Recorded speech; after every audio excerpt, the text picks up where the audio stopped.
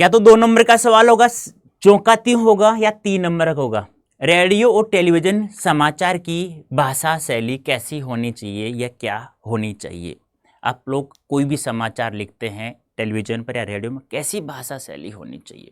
तो याद रखना, ये तो आपको पता ही है, ये श्रव्य माध्यम और ये दृश्य माध्यम है, लेकिन दोनों में कुछ चीजें समान होती। इसको ध्यान रखो, तुम्हारी मर्जी, नहीं ध्यान रखो तुम्हारी मर्जी है। ये तो ध्यान रखना, ये छोटे छोटे वाक्य सीधे स्पष्ट होने चाहिए, समासों का प्रयोग नहीं होना चाहिए, लाक्षणिकता नहीं होनी चाहिए, ध्रुव शब्द उसमें नहीं होना चाहिए। लेकिन सबसे बड़ी बात यह है कि कोई भी समाचार लिखते समय वाचक या वाचिका एंकर जो भी है उसको कोई दिक्कत नहीं होनी चाहिए पढ़ते समय। यदि आप कोई भी समाचार लिख रहे हैं तो आप पहले अपने सदस्यों को, अपने घर पर मम्मी पापा को, बहन को, भाई को, आप लोग वो सुना करके देखेंगे। इन शब्दों से हमें बचना है, निम्नलिखित उपरोक्त अधो हस्ताक्षरित और क्रमांकों की। जो अखबार में जो शब्द हम लिखते हैं ये रेडियो में या टीवी समाचार में हम लोग बिल्कुल भी नहीं लिख सकते हैं। दूसरी सबसे बड़ी बात, इन शब्दों से हमें बचना चाहिए। इनकी जगह 3 शब्द ध्यान रखना, और, या, लेकिन, इन शब्दों का हम लोग प्रयोग करेंगे। हाँ, आवश्यकता पड़े तो मुहावरों का प्रयोग कर सकते हैं सीधे सीधे, जिसको सब लोग जान सके। विशेषण और सार्वनामिक इनका प्रयोग हम लोग नहीं करेंगे।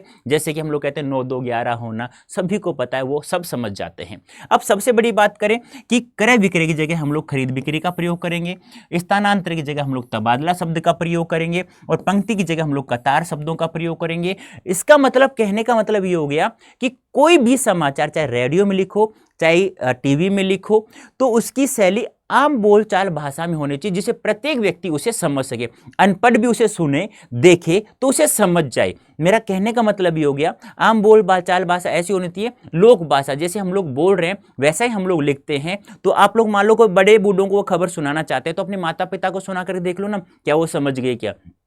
पढ़े लिखों के लिए लिख रहे हो तो पढ़े लिखो भाई बहन को समझा के दिखा दो, एक बार समझ जाए तो। और अनपढ़ के लिए लिख रहे हो तो 2 4 दोस्त होंगे, उनके मम्मी पापा होंगे जो अनपढ़ है, उनको समझा करके दिखा, समझ गए। तो सबसे बड़ी बात यही है, यही उदाहरण आप लोगों को जो का त्यों लिखना है। तो अब आपसे पूछा जाए रेडियो और समाचार की भाषा शैली कैसी होनी चाहिए, और ये ध्यान अवश्य लिखना है, चाहे कोई भी समाचार लिखो, चाहे रेडियो में लिखो, चाहे टीवी में लिखो, चाहे आप लोग कोई समाचार पत्र में लिखो, तो उल्टा पिरामिड शैली का प्रयोग किया जाता है, जिसमें क्लाइमैक्स सबसे पहले लिखा जाता है, यानी कि निष्कर्ष उसमें किसी प्रकार का नहीं होता है।